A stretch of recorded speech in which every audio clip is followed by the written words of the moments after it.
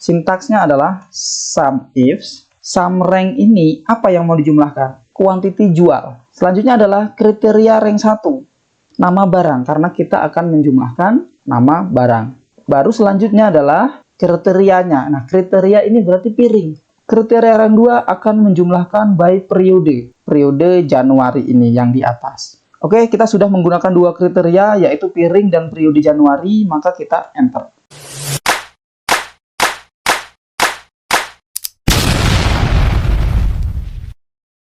Oke, teman-teman, selamat datang di channel Pelajar Tekun. Belajar bareng, pinter bareng. Let's go.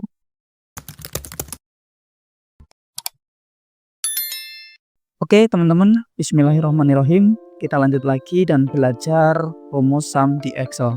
Jadi, di sini sudah ada dua tabel. Yang ini adalah tabel stok barang dagangan dan ini adalah tabel untuk praktek rumus sum. Ini sintak rumus sumnya. Di situ ada sum, nomor 1, nomor 2, dan seterusnya. Dimana maksudnya adalah kita akan menjumlahkan sum, sel mana saja yang akan dijumlahkan, atau angka mana saja yang akan dijumlahkan. Oke, sebelum kita lanjut praktek, akan saya jelaskan sedikit terkait dengan rumus sum ini, teman-teman. Jadi, rumus sum ini hanya menjumlahkan tipe data numberic. Jadi, hanya menjumlahkan tipe data angka. Dan rumus sum ini akan menjumlahkan apapun yang ada di dalam sintaksnya selama tipe data itu tipe data numberic. Kita bisa coba, ya, kita contoh, langsung praktek saja. Jadi, dia hanya menjumlahkan tipe data numberic. Ya, meskipun kita pilih di sini ya, di kolom D, kita bisa lihat kolom D, anggap saja sampai di sini ya, 4, enter, maka 0. Kenapa? Karena tipe datanya bukan tipe data angka. Kita coba dari satuan dan harga. Kita pilih ya, jadi dari D5 sampai E6 yang dijumlahkan hanya angka, yaitu 5.000 di tabel di kolom harga. Seperti itu, teman-teman. Oke, seperti itu, dan kita akan praktek rumus sum ini dengan menjumlahkan stok ya, stok yang ada di dalam tabel barang dagangan ini. Kita jumlahkan, yaitu rumus sum dari rank F5 sampai dengan F9 kita jumlahkan, yaitu 222. Jadi di dalam stok barang dagangan ini, di tabel ini, jumlah keseluruhan stoknya adalah 222. Dan kita juga akan jumlahkan nilai stoknya, yaitu rumusnya sum dari rank G5 sampai dengan G19.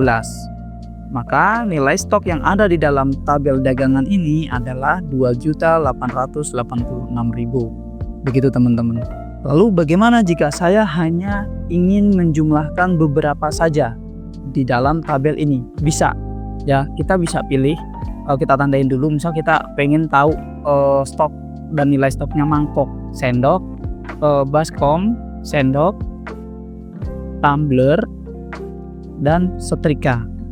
Maka kita bisa jumlahkan, kita hanya pilih angka-angka yang ada di dalam kategori atau nama barang tadi yang kita pilih. Misalnya sum, kita tadi pilih mangkuk, sendok, baskom, tumbler, dan setrika. Nah, teman-teman ketika memilih ya, ketika tidak berurutan seperti ini, maka teman-teman wajib atau harus menekan kontrol lalu diklik seperti itu. Kita ulang.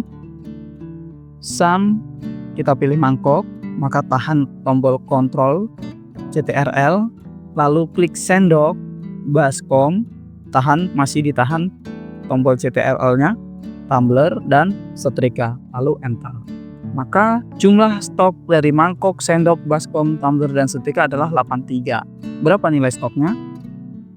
Sum, nilai stok mangkok, sendok, baskom, ini sambil ditekan tombol CTRL-nya, tumbler, dan setrika, Rp813.000. Seperti itu, teman-teman.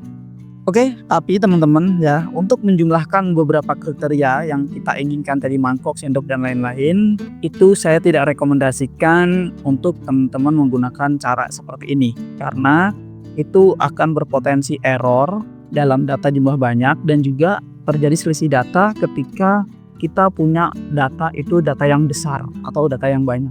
Begitu, teman-teman. Maka saya arahkan teman-teman untuk belajar rumus sum if ataupun sum if, begitu, dan itu akan kita bahas ya, teman-teman. Oke, sekian Teman-teman untuk rumus sumnya silahkan dipahami, jika belum paham juga silahkan di stop videonya, diulang-ulang terus videonya sampai teman-teman paham. Nah terakhir, rumus sum ini bisa digunakan dimanapun ya teman-teman, di sel manapun selama yang di dalam sintaknya adalah number atau angka yang akan kita jumlahkan. Mau di sini bisa, maka hasilnya juga sama. Mau di sini di bawah juga bisa, maka juga hasilnya sama. Jadi dimanapun rumus sum ini selama di dalam sintaknya adalah nilai atau jumlah stok, maka yang dijumlahkan adalah jumlah stok tersebut. Begitu teman-teman. Oke, kita lanjut belajar rumus sum if. Di sini sudah ada tabel penjualan barang dagangan selama dari bulan Januari sampai dengan Maret. Dan kita akan praktek rumus tersebut, rumus sum if-nya di tabel ini. Kita akan menjumlahkan kuantiti jual dan rupiah jual berdasarkan periode. Jadi kita akan menjumlahkan per bulannya berapa penjualan kita, seperti itu. Namun sebelum itu seperti biasa teman-teman, saya akan jelaskan sedikit tentang rumus sum if. Nah jadi rumus sum if ini penjumlahan berdasarkan kriteria tertentu teman-teman. Ini adalah sintaksnya ya, sintaks rumus sum if. Ada rank, kriteria, dan sum rank. Nah rank ini merupakan rentang sel yang ingin diperiksa berdasarkan kriteria. Lalu kriteria ini kondisi yang harus dipenuhi agar nilai dalam rank dapat dihitung. Kriteria bisa berupa angka, teks, ekspresi logika seperti lebih dari 10 atau referensi sel. Lalu sum rank ini merupakan rentang sel yang akan dijumlahkan. Jika argumen ini tidak diberikan, maka Excel akan menjumlahkan nilai dalam rank yang pertama. Nah ini ada tulisan opsional ya teman-teman. Jadi opsional ini sum rank tidak dipakai jika kita menjumlahkan berdasarkan ekspresi logika di dalam rentang sel atau kriteria tipe data numerik. Seperti itu teman-teman, nanti akan kita bahas dan kita pelajari. Oke, kita langsung praktek rumus sum if, buka kurung. Nah kita akan menjumlahkan berdasarkan ranknya terlebih dahulu. Ranknya apa? Rentang sel yang ingin diperiksa. Kita pengen menjumlahkan berdasarkan periode, berarti kita pilih dari periode sampai bawah. Lalu jangan lupa teman-teman dikunci menggunakan F4 supaya tidak bergeser seperti kemarin yang sudah kita bahas di rumus VLOOKUP. Oke, lalu koma. Oh ya, untuk teman-teman yang menggunakan Excelnya atau komputernya bahasa Indonesia, dia tidak menggunakan koma ya. Jadi silahkan ikutin saja yang di sini. Kalau dia munculnya adalah titik koma, berarti teman-teman menggunakan titik koma. Kalau teman-teman di sini munculnya adalah koma, maka teman-teman menggunakan koma. Seperti itu. Oke, lanjut. Setelah kita menentukan ranknya yang mana yang akan diperiksa, kita tentukan kriterianya. Kriteria adalah kondisi yang harus dipenuhi. Jadi kita pengen kita menjumlahkan berdasarkan periode. Jadi kriterianya adalah Januari. Nah teman-teman bisa juga mengetik ya, misalnya Januari seperti ini. Tapi dengan mengetik manual seperti ini, teman-teman akan mengetik manual ulang ketika teman-teman pindah di sel Februari, Maret, dan seterusnya. Lebih baik kita pilih berdasarkan periode yang isinya saja. Jadi dia otomatis. Selanjutnya baru sum rank. Sum rank adalah rentang sel yang akan dijumlahkan. Jadi kita akan menjumlahkan apa nih? Jadi kita akan menjumlahkan kuantiti jual. Berarti dari sini. Nah pastikan sama dari atas sampai dengan bawah sesuai dengan yang pertama tadi. Oke, jangan lupa dikunci teman-teman, lalu di enter. Maka jumlah kuantiti jual di bulan Januari adalah 106. Begitu. Oke, rupiahnya sama, kita ulangi. Sum if, buka kurung, kita tentukan ranknya terlebih dahulu, yaitu rank periode. Selanjutnya apa yang akan kita jumlahkan, yaitu by periode kriterianya. Selanjutnya apa yang akan dijumlahkan, yaitu rupiah jual. Jangan lupa dikunci seperti itu.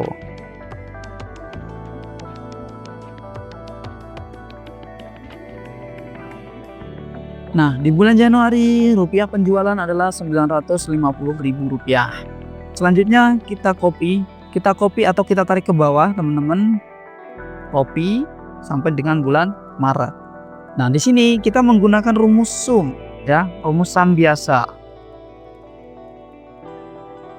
Copy.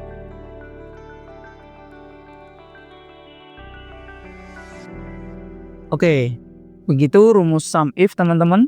Nah, selanjutnya kita akan menggunakan rumus sum if tanpa menggunakan argumen sum rank. Kita akan menggunakan sum if ini dengan kriteria ekspresi logika. Tuh, jadi sifatnya ini menjadi opsional, bisa tidak digunakan. Maka dia akan menjumlahkan rank yang pertama. Oke, kita coba. Di sini saya akan menghitung penjualan dari bulan Januari sampai dengan Maret yang nilai penjualannya di atas 100.000. Ada berapa? Jadi di sini kita kasih yang penjualannya adalah lebih dari 100.000, ya. 1, 2, 3. Oke, jadi rumusnya adalah sum if kita ambil nilai rupiahnya. Karena tadi saya pengen dari bulan Januari sampai dengan Maret yang penjualannya di atas 100.000 itu ada berapa. Oke, berarti dari rupiah jual ini kita kunci, jangan lupa kondisinya adalah, maka petik ya, pakai petik 2 lebih dari 100.000. 1, 2, 3. Ada 2.825.000 rupiah. Ada 2.825.000 rupiah yang kondisinya adalah di atas 100.000 dari bulan Januari sampai dengan Maret, seperti itu. Jadi sum rank ini tidak digunakan, teman-teman. Langsung menggunakan kriteria yang pertama, yaitu kriteria dari rupiah jual ini. Bagaimana jika saya tetap menggunakan kriteria logika tapi saya menggunakan rumus atau menggunakan argumen sum rank ini? Jadi kondisinya adalah saya pengen kuantiti yang terjual di atas 10 dari bulan Januari sampai dengan Maret. Kuantiti jual yang di atas 10 itu ada berapa ribu rupiah yang terjual. Berarti begini, sum if kita ke ranknya dulu karena kita berdasarkan kuantiti jual tadi. Jangan lupa dikunci, petik 2 lebih dari 10, lebih dari kuantiti 10.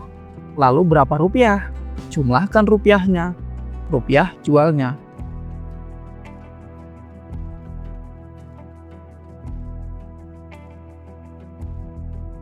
Ada 286.000 dari bulan Januari sampai dengan Maret yang kondisinya penjualannya di atas kuantiti 10 adalah 286.000.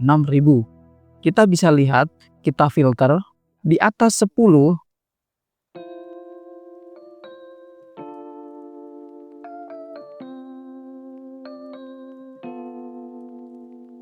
oke ya. Nah, di atas 10 hanya ini.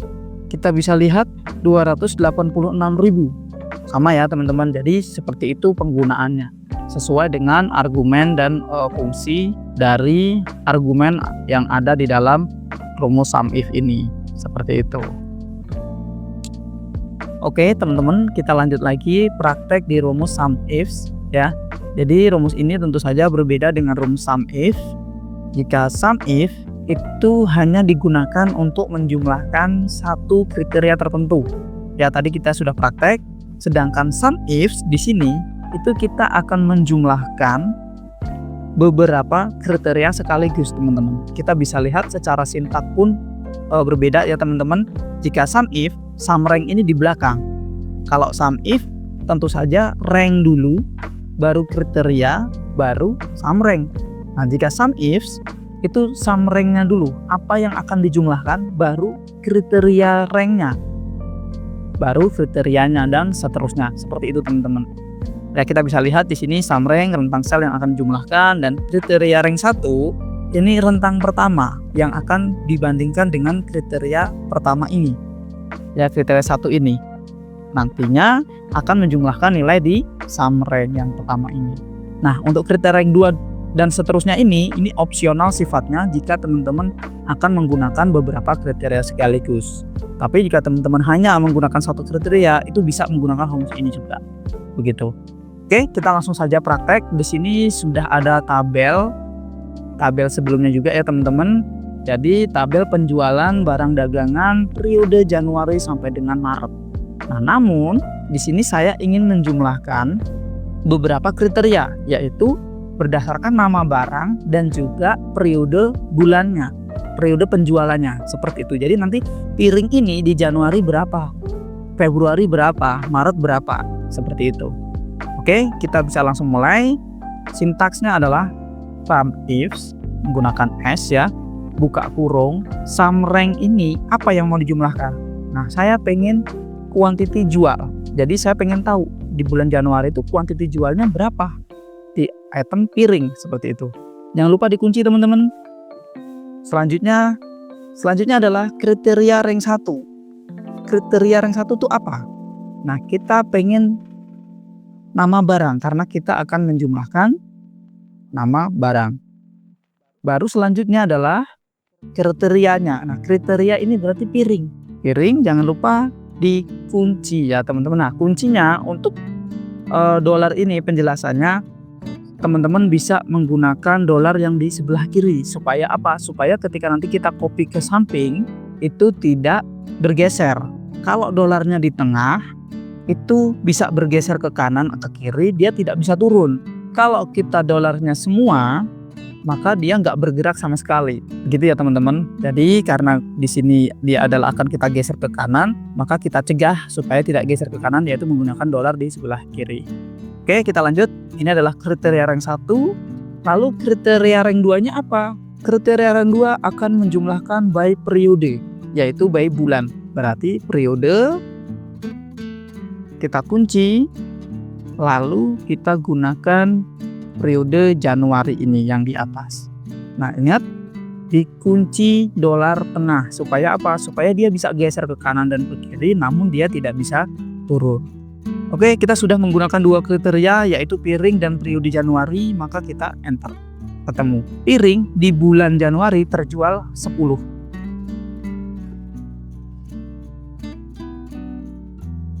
Kita rapikan dulu teman-teman. Oke, kita bisa lihat teman-teman, kita copy, geser sampai dengan Maret, maka dia tidak berubah rumusnya. Dia bisa menyesuaikan kondisinya. Kita bisa lihat L pindah, di sini K ya, karena apa? Karena dia bisa bergeser. Namun di sininya, di kriteria satunya dia tetap, yaitu piring. Karena apa? Karena dolarnya dolar kiri, sehingga dia tidak bisa ketarik ke kanan, tidak bisa geser ke kanan. Begitu. Oke, selanjutnya kita copy ke bawah. Nah, lalu kita pakai rumus sum untuk menjumlahkan keseluruhan.